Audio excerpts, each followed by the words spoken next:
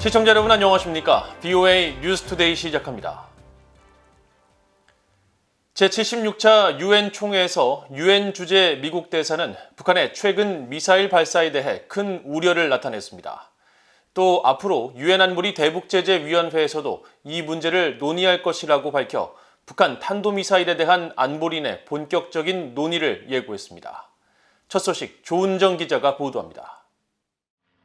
제76차 유엔 총회가 열리고 있는 뉴욕 유엔 본부에서 린다 토머스 그린필드 유엔 주재 미국 대사는 미국의 우선순위를 밝히는 기자회견에서 북한 문제에 대한 질문을 받았습니다. 토머스 그린필드 대사는 북한의 미사일 발사들에 대해 미국은 매우 우려하고 있다고 밝혔습니다.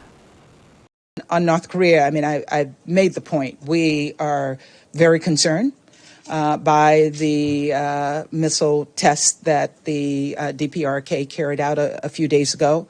We've engaged with partners in the region on that as recently as yesterday. 토머스 그린필드 대사는 그러면서 북한의 미사일 발사 문제를 유엔 안보리뿐 아니라 앞으로 안보리 산하 대북제재위원회에서도 논의할 것이라고 밝혔습니다. We discussed it in the Security Council and we'll be discussing it in the 1718 committee. 유엔 안보리는 북한이 신형 장거리 순항미사일 발사 사흘 만인 15일 탄도미사일을 발사하자 비공개 긴급회의를 열었습니다. 9월 안보리 순회 의장국인 아일랜드 유엔 대표부는 회의 뒤 트위터를 통해 북한 문제가 기타 안건으로 다뤄졌으며 북한의 최근 미사일 발사는 심각한 유감이며 유엔 안보리 결의들을 위반한 것이라고 규탄했습니다. 안보리 이사국인 프랑스와 에스토니아의 요청으로 열린 이번 긴급회의에서 구체적인 대응 조치는 나오지 않았습니다. 토머스 그린필드 대사는 이어 유엔 총회 기간에 미국의 우선순위 의제 중 하나는 인권과 민주주의 수호라고 밝혔습니다. 또 코로나와 기후변화 대응책 마련도 중요한 의제라며 미국이 국제사회에서 관련 논의를 주도하고 있다고 밝혔습니다. 이런 가운데 미국 국무부는 브리핑에서 최근 중국의 왕이 외교부장이 한국을 방문해 한국을 떠날 수 없는 파트너라고 강조한 데 대한 입장을 묻는 질문을 받았습니다. 잘리나 포터 수석 부대변인은 미국과 한국의 관계는 견고하며 이는 변하지 않았다면서 두 나라 관계는 평화, 번영, 안보의 초석이며 인도태평양 지역과 전 세계 번영의 핵심적인 역할을 한다고 밝혔습니다. BOA 뉴스 조은정입니다.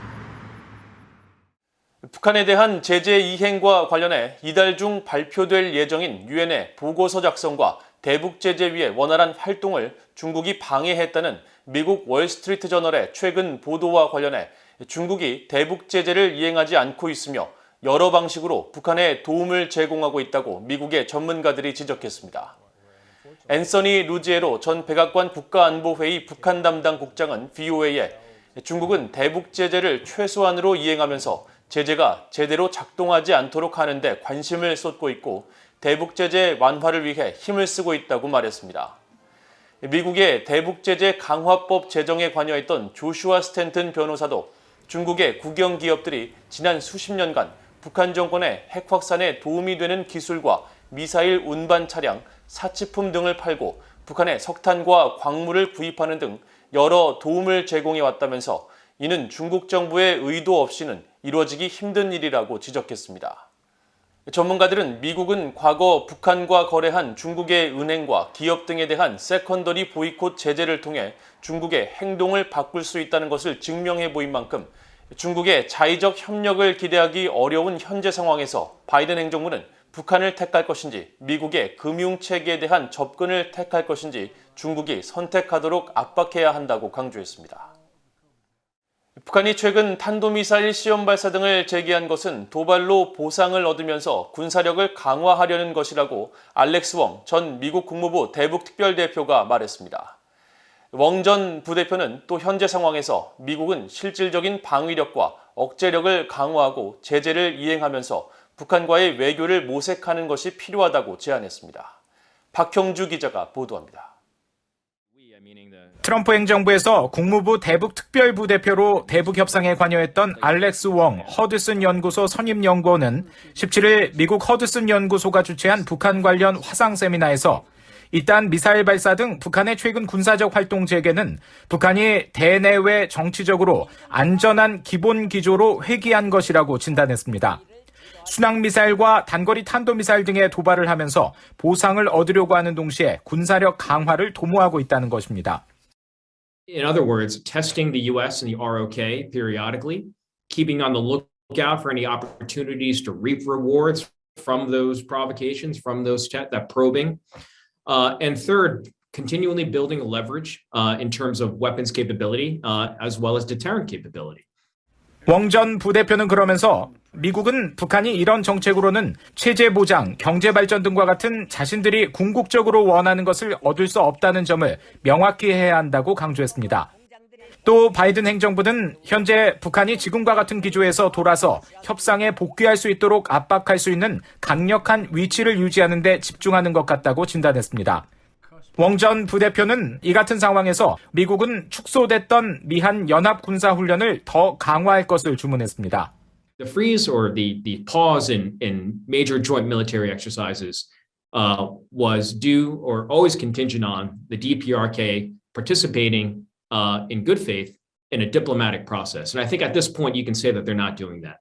So rethinking exercises, upgrading them, not just doing them, but doing them in a loud fashion that really displays our deterrent capability together with the ROK is something we should think about.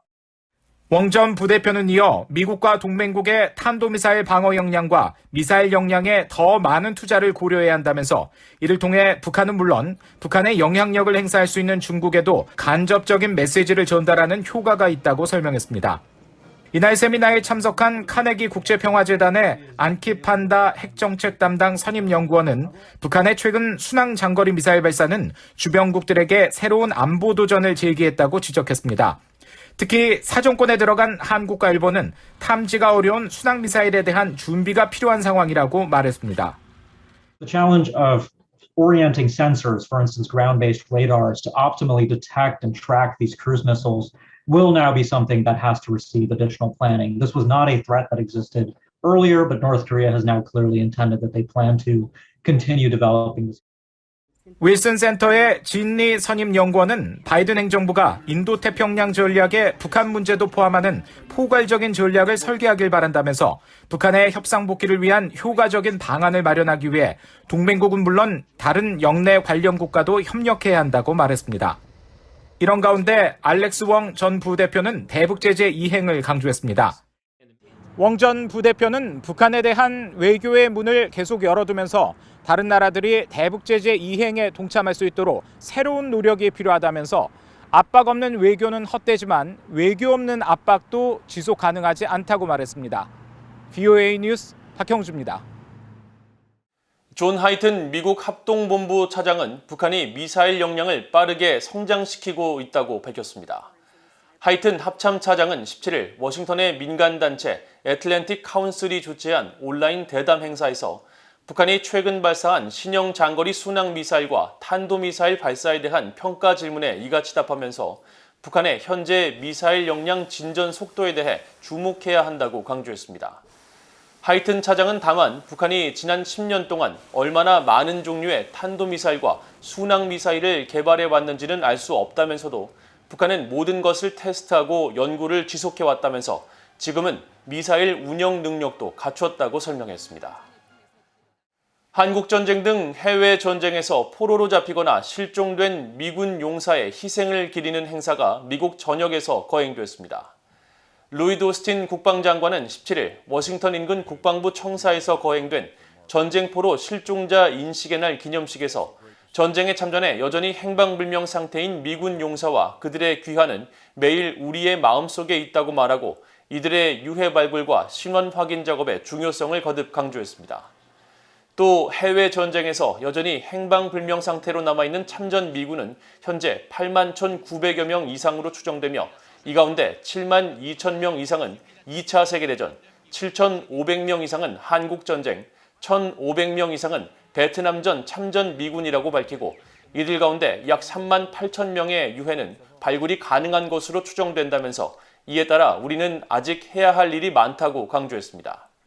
한국전 실종 미군의 경우 7,556명 가운데 약 5,300여 명이 현재 북한 지역에 묻혀 있는 것으로 알려졌습니다.